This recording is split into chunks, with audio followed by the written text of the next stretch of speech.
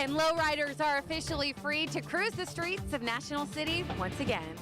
Tackling mental health behind bars. Details coming up. Why can't you go back to your country? Have you been harmed in your country? Do you fear harm in your country? We break down the step-by-step process of seeking asylum in the U.S. The band's all set up and the party's about to start. We are live at Santee Trolley Square. And you'll take a ride with the Sea Dragon! Cancer survivors who discovered life's better when you take the voyage together. CBS 8 News Live at 6 starts now. Free to cruise, and you can look through your rearview mirror and not worry about a red light pulling you over. The decades-old ban on cruising is officially over, and lowriders are once again welcome in National City. Good evening, and thank you for joining us on this Friday. I'm Carla Chiquetta. I'm Marcella Lee. Cruising came back to National City briefly for a test ride last year.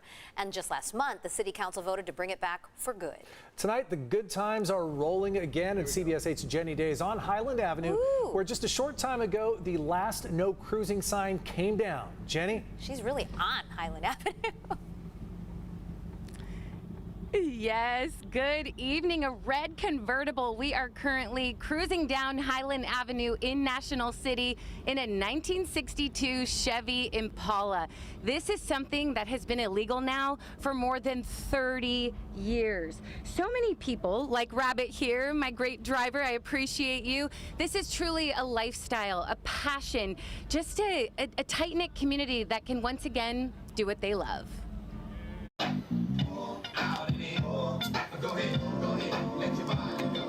Some of these cars are plated with real gold. Owners take tremendous pride for their rides. The love for low riding is very apparent in National City. It was this group, the United Lowriders Coalition, that managed to overturn a decades-long ban. We did it, and we did it. It's done. We've come a long way, baby. It was like they say that a load of bricks off your back, finally. This is for you and the future generations of lowriders. And in true lowrider fashion, keep it family oriented, and let's cruise. The final cruising prohibited sign was taken down today. For so many, it served as a constant reminder that lowriders were not welcome. Marcos Arellano, my driver for the evening, says it's been his passion for 45 years. You clean your car, you get dressed up and all that, you get your wife, your kids ready, let's go in the car. Where we're going? We're cruising, you know, we'll go eat somewhere, and then you go out there, you see other families. There are still concerns over blocking businesses and needing more police officers to patrol. But as history was made, the National City Mayor offered support, along with Assembly Member David Alvarez, who says we'll show other cities how to do it right. We want to celebrate our culture, we want to celebrate the cars, and we want to do it in a safe way. In National City, cruising is not a crime. And with your help, AB 436 will make sure that everywhere in California, cruising is not a crime. Cruising was made a crime in 1992, citing gang activity and traffic congestion. We dug deep in the News 8 archive. This is what the streets looked like 30 years ago. You guys changed it from these negative stereotypes to one of family, art, community, and love.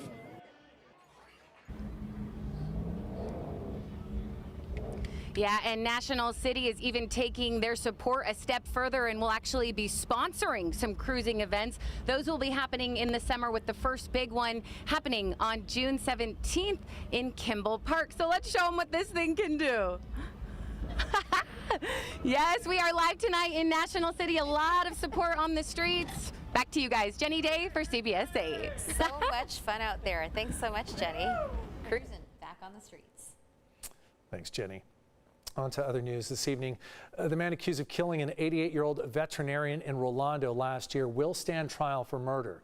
Today, a judge determined there was enough evidence against Patrick O'Brien to move forward with a murder trial. Prosecutors say O'Brien had broken into the Boulevard Animal Clinic last June when Dr. Clark Kelly walked in on him. Kelly was found with a severe head injury and died at the hospital. Medical examiners testified he died of a heart attack caused by severe stress. A Chula Vista restaurant's liquor license is suspended tonight. State officials say the restaurant, Las Tres Cantrinas, repeatedly served 20-year-old Jonathan Ortiz Zaragoza alcohol without checking his ID. Again, Zaragoza was 20 years old. He died in a solo car crash after leaving the restaurant in January of 2022. The restaurant has now agreed to a 30-day suspension of its license. We're hoping that this will definitely get their attention. They'll definitely be more responsible with their license to ensure that their employees are trained and making sure that they're checking identification to verify anyone's age before they serve the alcohol. If there are any other violations in the next year, the restaurant's liquor license could be permanently revoked.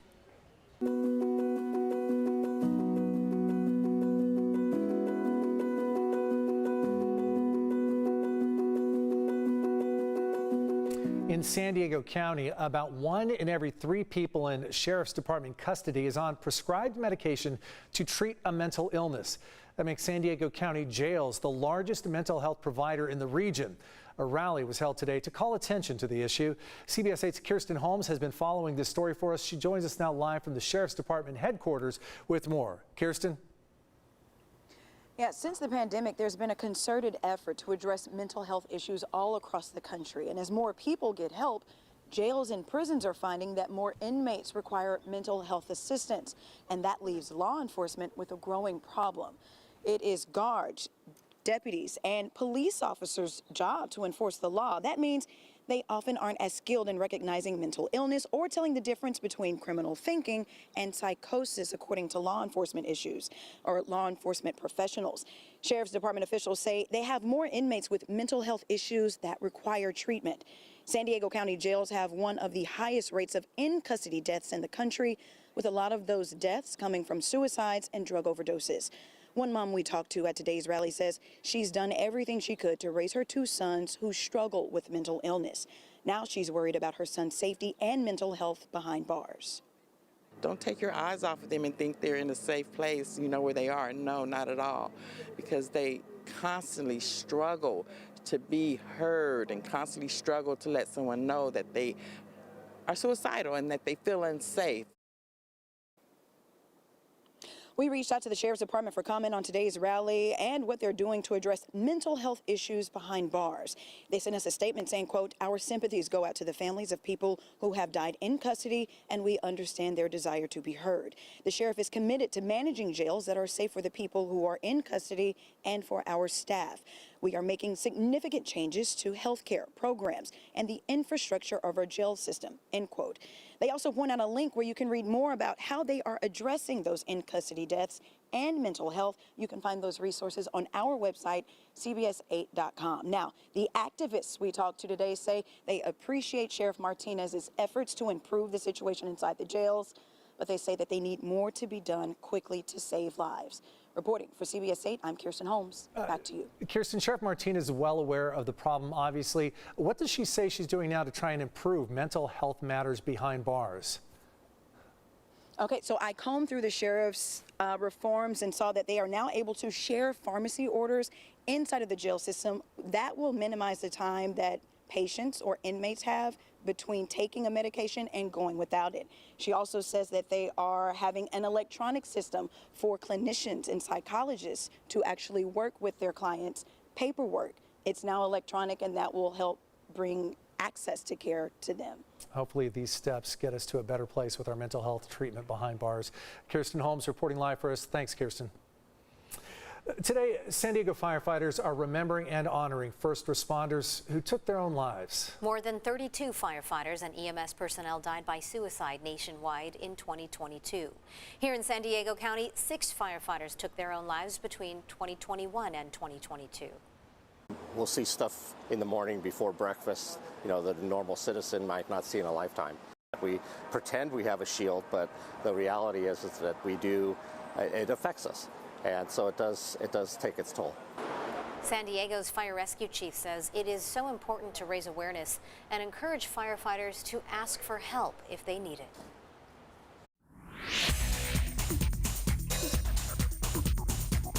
All All right, right now the city of Santee is throwing a party in the Trolley Square, complete with music, games, and food. This is the first ever Friday Nights Live event, with more scheduled into next month. CBS 8's Jesse Pagan and our chief meteorologist Carlene Chavis are live in Santee with the details and a look ahead to a major event this weekend. Hey guys.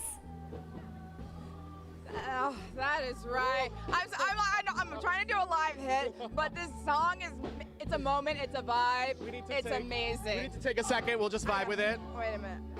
All right, and that's we the gotta second. break it down for a second. Yeah. Guys, this is Friday Nights Live right here at the Santee Trolley Square. I mean, if you look behind us, the band is really just going for it right now. It's never too late. They're hitting all kinds of the hits from the 80s, 90s, today, all of it. I told you I'm having a moment. I'm getting my entire life. So guys, I want to put up a graphic on the screen right now to give you some details about what this really is. So it's Friday Nights Live right here at the Santee Trolley Square, okay? 5:30 to 7 p.m. on Friday nights. Starting tonight, May 19th, it's never too late. May 26th, we've got Expressions Dance and Movement Center. They're going to be doing the performance here. June 2nd, Bill Maggie's Blues Band. And then June 9th, the Stomp Music School. So that's the schedule of events for Friday Nights Live coming up. But right now, I want to bring you back out live here as well, because this summer, May 20th, we've got something pretty special happening right here in Santee. We've got the Southern California Special Olympics that are coming to Santee May 20th. I've got Beth and I've got AJ here with me, you guys who work with the Kiwanis Club, the Special Olympics committees as well down here. Tell me, how special are these Olympics here in Santee? Well, it's particularly special because most of the activities have been in North County or Orange County or LA. And so we haven't had the opportunity for our special athletes here to have something close. Yeah. Now, Beth, I know your son is also involved. Tell me a little bit about his involvement and how you guys have gotten involved all together. Well, he's been involved for 15 years now. He's a global messenger and gives speeches all over Southern California too. Plays sports year-round, and it's been a great opportunity for him. It's like a big family, and we really missed it during COVID. We're so glad to be back. Yeah. AJ, tell me a little bit about the prep that goes into this for organizing it, but also for the athletes who are competing. If I pull my hair out, does that illustrate it? Maybe, yes. Okay. There's a lot of people. We have Knights of Columbus, we have the Moose Lodge, we have the Rotary. So many people are just kind of pitching in. Because it hasn't been here, it seems that we've had 300 volunteers just come out of the woodwork, and just very enthusiastic. That's how it comes together. Yeah. Now, Beth, I want you to tell me a little bit about the passion that you see in your son for this, and also the other athletes in this, and how does it make them feel? It makes them feel wanted, accepted. They have friends. They socialize together. Like I said, it's one big family. And Tom, my son, really has a passion for this.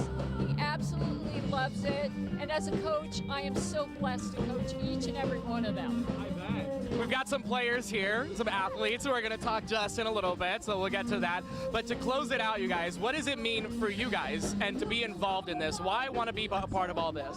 Well, we want to enrich some lives, and there are so many here who actually don't know about this experience, so making it available to them, that's just a real heart warmer. Absolutely. Beth and AJ with the Special Olympics and the Kiwanis Club, that's coming up May 20th. Thank you guys so much for being with us, especially live out here in Santee. We got some more information about that coming up for you guys right here. So again, the 2023 Spring Special Olympics, Saturday, May 20th. Opening ceremony is at 9 a.m. West Hills High School. That's on Mass Boulevard in Santee, guys. So the party continues here. Again, this is Friday Nights Live at the Santee Trolley Square. You still got a little bit of time to come out here. The party doesn't end until 7, so it's a fun time. You can hear the band going out here, and we will continue to be out here throughout the 6 o'clock hour. Carlo, Marcella?